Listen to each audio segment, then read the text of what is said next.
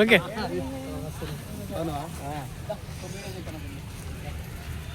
మన రాజేశాన కలిసినా బాబు ఎప్పటికో ముగ్గురికి ఇవ్వండి రైట్ రారా అరే మరి మన మనోళ్ళు అది తల ప్యాకెట్ ఇస్తాను రారా తీసుకొని వస్తానా నువ్వు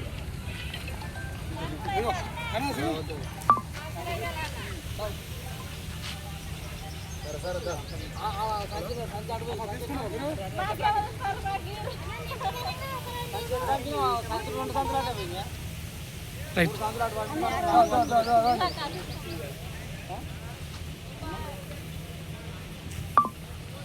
రైట్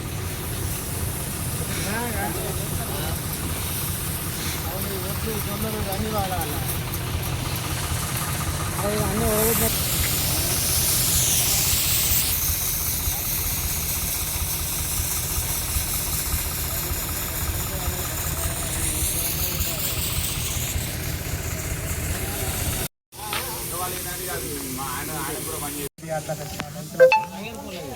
మేము ఆ రోజు మక్కలు ఏదైతే కొనుగోలు చేయకుండా ఆపిన్లో వాస్తవానికి తూతూ మంత్రంగా గౌరవ కడియం సిఆర్ గారు ఎమ్మెల్యే గారు నామకే వాస్తే ప్రారంభోత్సవం చేసిండు. కానీ ఆ రోజు నుండి మేము వచ్చిన వరకు 20 రోజుల వరకు ఏదో ఒక 2-3 క్వింటాలు ఒక 10-20 క్వింటాలు తప్ప పోసిన రాసుల కుప్పలన్నీ అన్ని మక్కల కుప్పలన్నీ అదే విధంగా ఉండడం వలన మేము ఆ రోజు చేసిన ధర్నాకు స్పందించి ఆయన ఎమ్మెల్యే కడియం సిఆర్ గారు వాళ్ళకు మీటింగ్ పెట్టి మక్కలు కొనుగోలు చేయాలని మేము చేసిన ధర్నాను ఆసరగా చేసుకొని ఆయనే తెల్లారి నుండి మక్కల కొనుగోలు ప్రారంభించడం జరిగింది. ఏదైతే మక్కల కొనుగోలు ప్రారంభిస్తున్నారో ఈ దళాలకు అవకాశం ఇవ్వకొద్దా ఆ అవకాశం చిన్న అవకాశం ఇవ్వకుండా ఏదైతే కాంటా ఉందో 40 కిలోల 50 కిలోల కాంటా ఉందో కాంటాకు 1 కిలో 2 కిలోలు హెచ్చు లేకుండా ఎక్కువ లేకుండా రైతుల పక్షాన నిజమైన నిబద్ధత కలిగి ఉండి నిస్వార్థంగా ఈ కడియం సిఆర్ ఎమ్మెల్యే గారు ఈ మార్కెట్లోకి వచ్చిన మక్కల కొనుగోలును అన్ని విధాల రైతును ఆనందించేటట్టు చేసి ప్రభుత్వం తరఫున డిమాండ్ చేస్తున్నాం. దీనికి ఎటువంటి రైతులు దళాలకు లోన్ కాకుండా మార్కెట్లో జరిగే మక్కలకు అన్ని రకాల లబ్ధి చేకూరాలని రైతుల పక్షాన నేను కోరుకుంటున్నాను. మళ్ళీ ఇదే విధంగా ఏ రైతుకు అయితే మక్కలు కొనుగోలు చేయట్లేదో మాకు ఇన్ఫర్మేషన్ ఇవ్వండి. నేను 4th వార్డు కౌన్సిలర్ను శివన్పల్లి. మీరు మక్కలు కొనుగోలు చేసేటప్పుడు ఫంగస్ వచ్చినా పలిగిందన్నా ఆటోమేటిక్గా ఏమవుతుందంటే మిషన్కి వేసేటప్పుడు ఆటోమేటిక్గా పలిగిపోతుంది, ఏదో ఒక కింద పలిగిపోతుంది. దానికి ఏం అభ్యంతరం లేదు. ఈ మక్కలు కొనుగోలు చేసిన మక్కలను మళ్ళీ ఒక మిషన్లు వేసి పట్టే ఏది కోళ్ళ దానాకు కానీ బర్రెల దానాకు కానీ పశువుల దానాకు కానీ ఆవుల దానాకు కానీ వాడతారు. ఏది చేయాలన్నా ఉన్న మక్కలను ఉన్నట్టు దేనికి వాడరు, మళ్ళీ మిషన్లో పోసే పడతారు తప్ప మక్క పలిగిపోయినా ఫంగస్ రాదు. ఇప్పుడు యాసింగ్ మాత్రం ఫంగస్ ఎప్పుడు వస్తుంది అంటే మక్క నానినప్పుడు మాత్రమే ఫంగస్ వస్తుంది. ఫంగస్ వచ్చినప్పుడు ఏదో ఒకటి వచ్చిన ఫంగస్ కూడా పెద్ద దానికి ఏం సమస్య కాదు. ఏదో మనకు కదా చిన్న రోగాలు వచ్చినప్పుడు హాస్పిటల్కి ఎట్లయితే పోతామో అది కూడా గంతే అనుకొని రైతుల పక్షాన డిమాండ్ చేస్తున్నాం. ప్రతి ఒక్క కింటా సద్వినియంగా కొనుగోలు చేసి రైతులను ఆనందపరచవలసిందిగా కోరుచున్నాం. ప్రారంభించిందో ఆ రోజు నుండి మేము వచ్చే వరకు 1 కింటా కూడా కొనుగోలు చేయలేదు మార్కెట్ వాళ్ళు. దాని మూలంగా వీళ్ళందరూ రైతులు ఏది మాదకు వచ్చి చెప్పడం వలన మేము రైతులను కలిసడం వలన మేము వచ్చి ధర్నా చేయడం మూలంగా మక్కల కొనుగోలు ప్రారంభం జరిగింది. ధర్నాకు వీళ్ళు రైతులకు మేము ధర్నాకు చేసిన దానికి అనుగుణంగా ఇప్పుడు రైతులను పరామర్శించడానికి రైతులకు ఒక ఇది మంచి చెడ్డలు చూసి చల్ల ప్యాకెట్లు ఇవ్వడానికి వాళ్ళకు సంతృప్తి పరచడానికి వచ్చింది. పరామర్శించి వాళ్ళకు చల్ల ప్యాకెట్లు అందిద్దామని మా బీఆర్ఎస్ పార్టీ తరఫున మా వంతు సహాయం చేస్తూ అలాగే వాళ్ళ మొక్కజొన్నలు కొనుగోలులో ఎటువంటి లోపాలు లేకుండా అన్యాయం జరగకుండా రైతులను సంతోషపెట్టాలి మనం.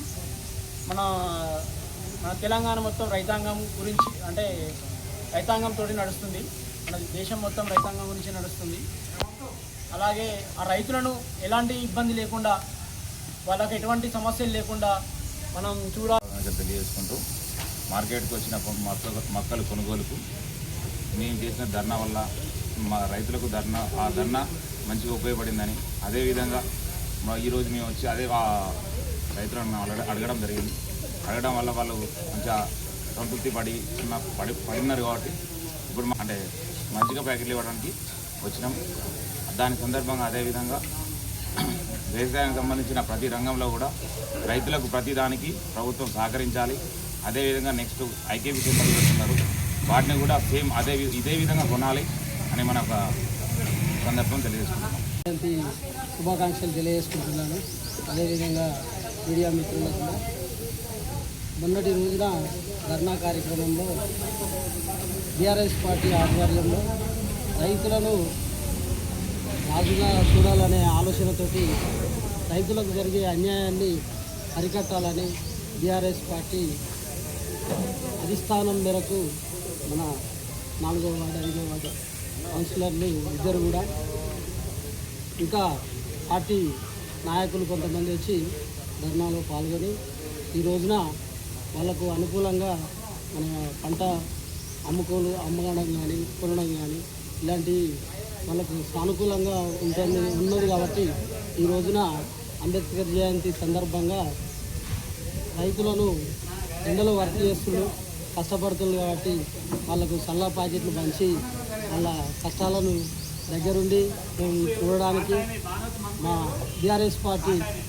అధిష్టాన నాయకుడు మా కేసీఆర్ గారు గతం నుంచి కూడా ఇప్పటి వరకు రైతును రాజుగా చూడాలనేదే తన లక్ష్యం కాబట్టి రైతాంగానికి ఎక్కడ అన్యాయం జరిగినా బీఆర్ఎస్ పార్టీ ముందుంటుందని ఈ సందర్భంగా నేను తెలియజేసుకున్నాను. రైతు మార్కెట్ యార్డ్కి రావడం జరిగింది. మొన్న మా బీఆర్ఎస్ పార్టీ తరఫున ధర్నా చేయడం వల్ల అసలు అధికార పార్టీ కొంటామని చెప్పి నాలుగే వస్తువు కొనుగోలు చేస్తామని చెప్పి కొనుగోలు చేయలేదు. మా బీఆర్ఎస్ పార్టీ మనం ధర్నా చేస్తే ఆ ధర్నా భాగంగానే ఈ రోజున మళ్ళీ వాళ్ళు కళ్ళు తెలుసుకొని కొనడం స్టార్ట్ చేస్తున్నారు. అది మా విజయమే.